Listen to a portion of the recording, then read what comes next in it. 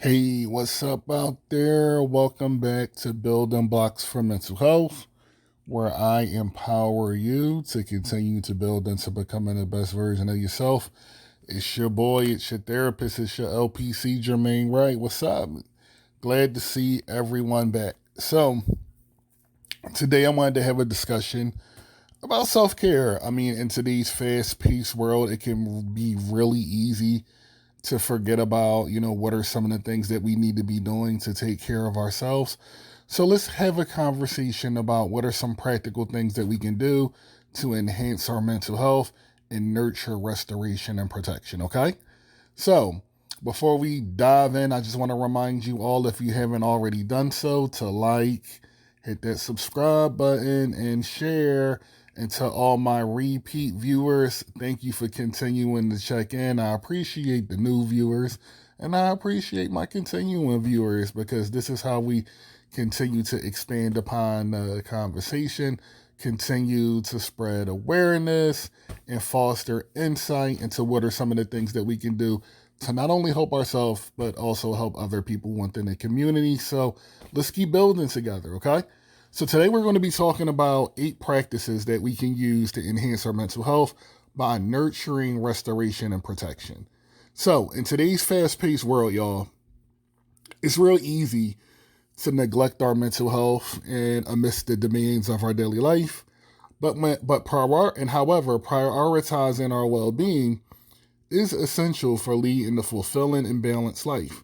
So, incorporating restorative health practices can help replenish our energy reserves and protect us emotionally, psychologically, and physically. So, here are 8 things that you can do to improve your mental health. So, I think one of the first things that we want to start off with, we always hear people mentioning this term, self-care. But what I want to remind you all to do is you need to prioritize self-care, and we need to stop looking at self-care, taking care of yourself, as something that is optional. Make self-care a non-negotiable part of your routine. This is what we all need to do consistently. Self-care is required, not optional. So this includes setting aside time for activities that bring you joy and relaxation. Some of these activities can be things like taking a long bath, reading a book, or just going for a walk in nature. But nurturing yourself in this way has been proven to be helpful to reducing stress, and it also supports to promote emotional well-being. So hey, let's make some time and making sure that we are taking the time to prioritize self-care. Another thing that we can do is we can stop being in our head and learn to be more in the moment. And one of the things that you can do to ensure that that becomes a practice is practice mindfulness and meditation. So you can engage in mindfulness and meditation practices to cultivate a sense of inner peace and tranquility. So these techniques help quiet the mind, reduce anxiety, and enhance self awareness. Even just a few minutes of mindfulness each day can make a significant difference in your mental health. Mindfulness entails being in the moment. So, you could just, focus on paying closer attention to your breathing. Or one of my favorite things to do is, sometimes just, sit outside and sit on a bench and just look at the environment. Pay attention to the things that are going on in the environment, and focus on using sensory awareness by what you can hear, which you can see, and which you can feel on your skin. So those are some effective things that you could do to allow yourself to be in the moment and practice mindfulness. Get out of your mind and get into the moment. Another thing that we need to do is we need to get adequate sleep. So prioritize getting enough sleep each night, as sleep plays a crucial role in mental health. You know, I don't know about y'all, but when I'm tired, I'm probably not in the best mood. So what you want to do is you want to aim for 7 to 9 hours of quality sleep per night, and this will allow your body and mind to rest and recharge. Establishing a regular sleep schedule and creating a relaxing bedtime routine can help improve quality sleep. So, I think one of the things that often comes up, as a therapist with people that are struggling with sleep is I think sometimes these screens is driving us crazy. So one of the things that I'll sometimes recommend as part of an effective sleep hygiene assessment is let's try focus on getting rid of the phone or even detaching ourselves from watching television, so anything to do with screens. So one of the things that I recommend as we're focusing on trying to get into an effective sleep routine, a sleep schedule, and prioritizing sleep is let's try reducing screen time at least 2 hours to, I would say, at the minimum 1 hour before it's time to wind down and get ready to go to bed. Another thing I think plays a huge role in improving your mental well being is you got to stay active. You got to move around a little bit. So you got to incorporate regular physical activity into your routine because this will help to boost your mood and reduce symptoms of anxiety and depression. When we are staying active and we're incorporating physical activity into our routine, exercise releases endorphins.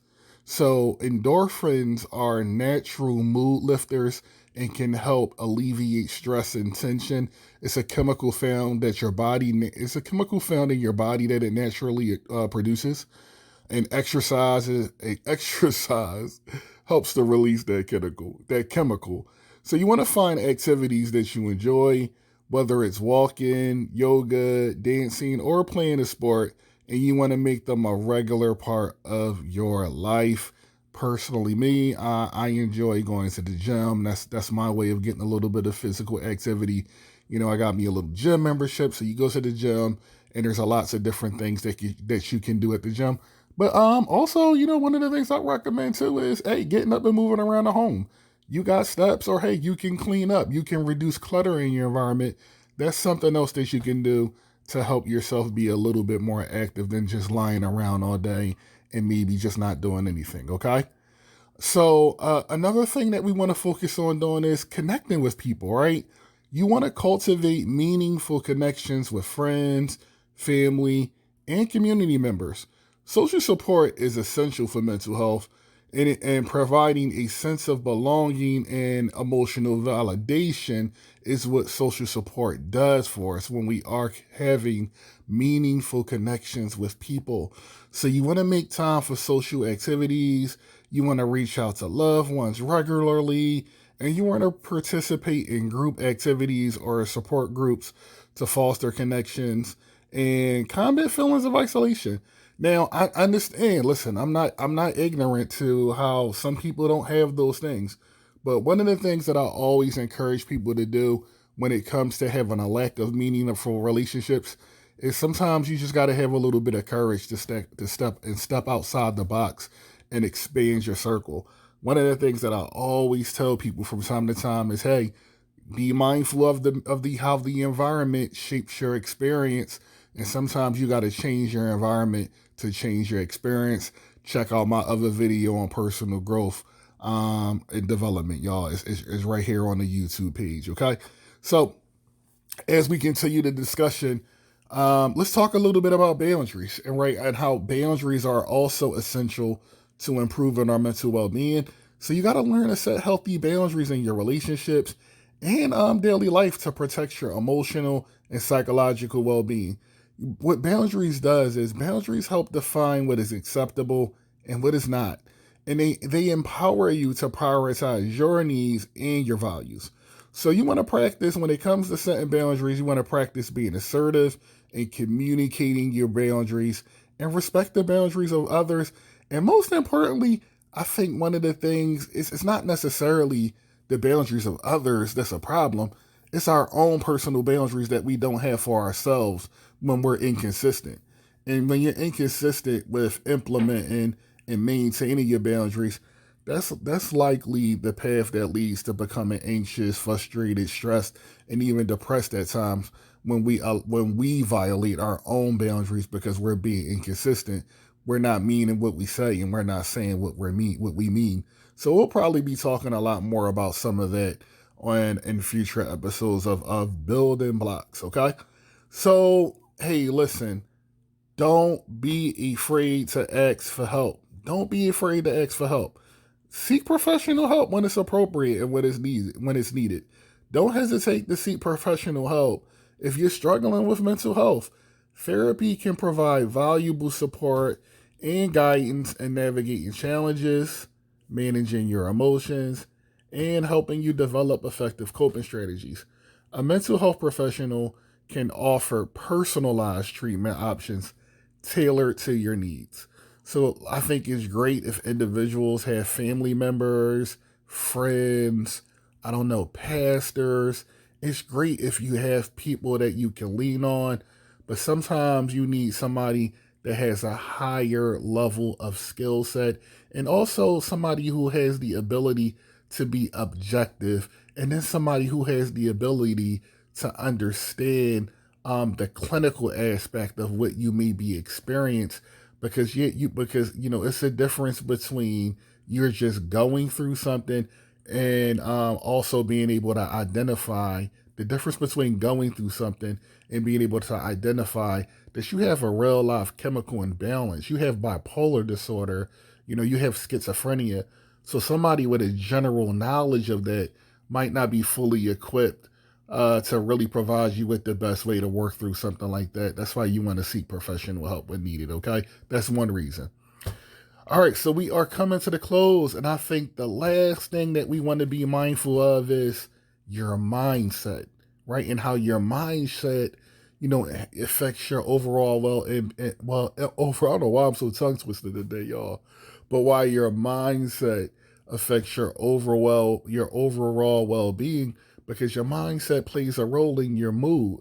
So one of the things that we can do to make sure that we're operating with the proper mindset that is beneficial to helping us have a good mood where we feel regulated is practice gratitude and positive thinking.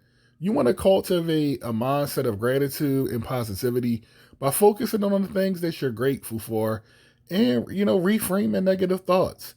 Keep things like keeping a gratitude journal, expressing appreciation for others, and challenging negative self-talk can help shift your perspective and promote mental well-being. One of the things that I recommend is, hey, take the time out and just whether you start your day or in the middle of your day, or maybe sometimes when you end your day, think of three things that you're grateful for, or think of three things that you did well today, or I don't know, think of three things that you're looking forward to, right? There's always opportunities for improvement in life, but when we take the time to really self-reflect and practice a little bit of self-awareness, I don't know, I just think it helps give us proper perspective where you're not, even if you're having some adversity you're working through, you're not looking at it from a perspective of you're just going through it, but you're looking at it from a perspective of I'm growing through it, which can sometimes help you progress in life as you start to focus on what you're learning from your experiences, which is another topic that we'll probably be talking about later on down the line. So that being said, as we are coming to the close of this discussion, I just want to remind you all that by incorporating these practices into your daily life, you can enhance your mental health and well-being. You can protect yourself emotionally, psychologically, and cultivate resilience in the face of life's challenges. So remember, prioritize self-care, seek support when needed, and embrace practices that nourish your mind, body, and spirit. So, thanks again for checking in to Building Blocks for Mental Health as I empower you to continue to build into becoming the best version of yourselves. And don't forget to like, hey, please don't forget to subscribe, and please share this with somebody who you think it will help. And I'll see you soon on the next episode of Building Blocks for Mental Health. Take care.